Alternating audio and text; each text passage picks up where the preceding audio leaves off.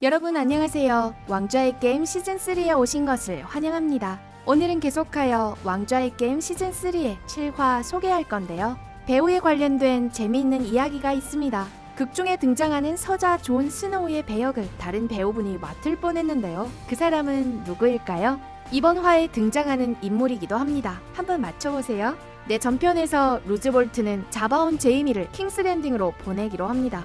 타이윈은 가족의 세력을 강화하기 위해 새끼 악마와 산사를 혼인시키고 세르세이와 로라스를 혼인시키려 하고, 그 외에 존과 야인들은 힘들게 장벽 위로 올라가는 데 성공합니다. 7화 시작할게요. 장벽을 넘은 존과 이그리트 일행, 초록빛으로 가득한 초원을 지나 야경대원들이 있는 블랙캐슬로 이동합니다. 도중 이그리트를 사랑하는 야인 오렐이 그녀에게 고백하며 존의 진짜 속셈을 알게 되면 그를 사랑할 수 없게 된다 말하는데, 얼마 후 존과 이그리트는 말다툼을 합니다. 야인들의 군대가 병력이 엄청나긴 하지만 체계적으로 훈련되어 있지 않아 분명 몰살당할 거라 말하는 존. 그러나 야인인 이그리트는 최선을 다해 싸우면 된다 말하고 둘은 심하게 싸웁니다. 그러다 서로를 껴안고 이런 방식으로 분쟁을 해결하는데요. 모든 분쟁을 이런 식으로 해결한다면 얼마나 좋을까요? 한편 프레이가로 이동해가는 롭 일행. 롭의 삼촌 에드워드와 프레이가의 딸과의 결혼 때문인데요. 이래야만 라니스터가를 공격할 수 있는데 TV도 없고 와이파이도 없는 저녁, 뭘 하면 좋을까요? 할 일이라곤 이것밖에 없습니다. 롭에게 임신 사실을 알리며 전쟁이 끝나면 함께 볼란티스에 가자 말하는 탈리사. 한편 겐드리는 형제단에 의해 붉은 여인에게 팔려갑니다. 겐드리 몸에 고귀한 피가 흐르고 있다 말하자 사생아로 알고 있던 겐드리는 부친이 영주라도 되나 싶었는데 붉은 여인이 킹스랜딩을 가리키며 겐드리의 신분을 알려줍니다.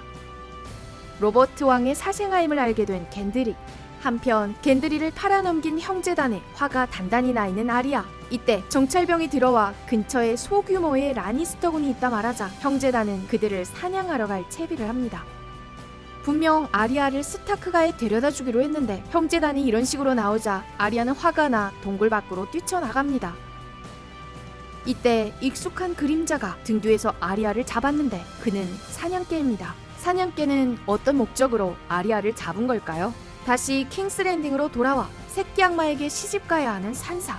물론 새끼 악마가 친절하고 상냥하지만 라니스터 사람이고 또 난쟁이여서 산사는 싫어합니다. 그래도 새끼 악마가 밤일은 잘하고 라니스터 사람치고는 꽤 괜찮은 사람이라며 마저리는 산사를 위로해주는데요. 새끼 악마도 어쩔 수 없이 전략적으로 부친의 뜻에 따라야만 했습니다. 사실 그가 사랑하는 사람은 샤이입니다. 그녀는 새끼 악마의 혼사에 불만을 표하며 그와 함께 멀리 떠나자 요구하지만 새끼 악마는 킹스랜딩을 떠날 생각이 없습니다. 이와 동시에 왕의 신분으로 타이윈을 불러들이는 조프리. 기세등등한 타이윈에 조프리는 불만이 가득한데요. 사실 실권을 잡고 있는 타이윈이기 때문에 조프리의 불만에도 위험 있는 눈빛 한 번, 행동 하나로도 충분히 조프리를 억누릅니다. 애송이 조프리는 타이윈의 상대가 아니었죠.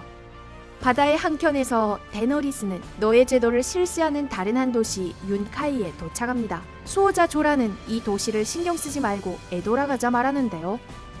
그러나 데너리스는 윤카이에 20만 명이나 되는 노예가 있어 무시할 수 없다 말합니다. 얼마 후 윤카이의 우두머리가 화합하고자 데너리스를 찾아옵니다. 데너리스는 그를 보자 바로 고깃덩이를 삼룡이에게 던져주는데요. 서로 먹이를 먹으려 하는 사나운 삼룡이를 보고 기가 눌린 우두머리. 일부러 그에게 보여주고자 한 행동인데요. 우두머리는 두 상자나 되는 황금을 주며 충분한 배를 제공하겠으니 이곳의 노예 제도에 상관하지 말아달라 부탁합니다. 그러나 데너리스의 태도는 완강했고 협상할 생각이 1도 없었죠. 도시의 노예 제도를 폐지하고 밀린 임금을 전부 지불할 것을 요구하는 데너리스. 노예가 20만 명이나 되어 협상은 당연히 결렬되고 우두머리는 화를 내며 황금을 도로 가져가려고 하지만 용의 위협에 결국 빈손으로 돌아갑니다. 협상도 안 해주고 황금마저 가져가지 못하게 하는 데너리스. 우두머리는 친구를 데리고 와 복수할 게 뻔합니다. 한편 곧 킹스랜딩으로 호송되는 제이미. 브리엔느와 작별 인사를 건네고 제이미는 떠났는데 루즈볼튼 더 외출해야 해 브리엔느는 잠시 이 용병에게 맡겨집니다. 그런데 이 용병이 바로 제이미의 손을 잘랐던 로크인데요.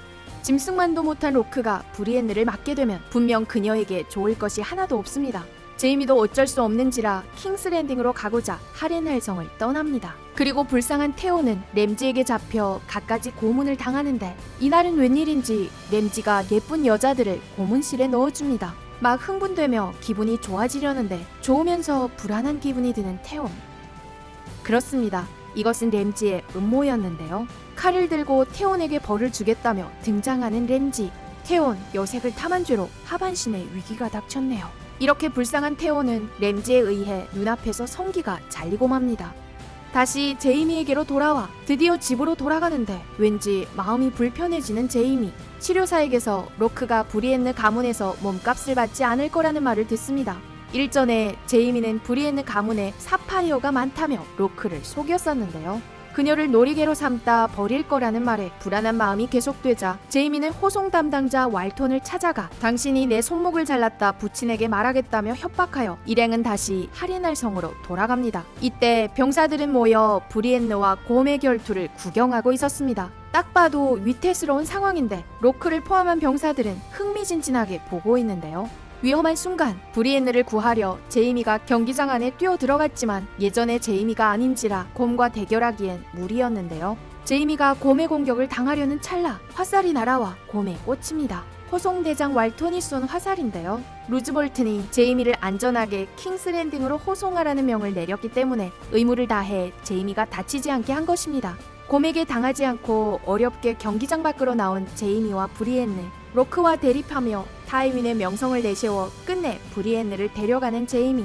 루즈볼튼이 타이윈의 미움을 사는 것을 싫어한다는 것을 잘 알고 있는 볼튼가의 사냥꾼 로크는 눈앞에서 제이미와 브리엔느가 떠나는 것을 지켜보게 됩니다. 본화에서는 타이윈이 자신의 위엄과 세력을 충분히 보여주면서 라니스터가의 모든 구성원들을 통제하고 더 나아가 루즈볼튼마저 타이윈의 미움을 사려 하지 않습니다. 그리고 제이미와 브리엔느의 관계는 서로 사랑하는 사이로 봐야겠죠? 함께 티격태격하고 함께 고난을 이겨나가면서 좋은 감정이 생긴 것으로 보입니다. 여러분들은 어떻게 생각하시나요? 댓글로 생각을 남겨주시고요. 이어 줄거리 소개 전에 드렸던 질문 함께 볼까요? 극 중에 등장하는 서자 존 스노우의 배역을 다른 배우분이 맡을 뻔했는데요. 그 사람은 누구일까요? 그는 바로 태온을 고문했던 램지 스노우입니다. 그들은 모두 서자 존 역할에 면접을 봤다고 합니다. 그 결과 키트 해링턴이 서자 존 역할에 당첨되었고요. 램지가 나쁜 놈인 사이코패스 역을 맡게 되었습니다. 만약 두 배우가 역할을 바꾼다면 어떻게 될지 상상이 안 되는데요. 이상으로 왕좌의 게임 시즌3의 7화 줄거리 소개였습니다. 시청해주신 여러분 감사합니다.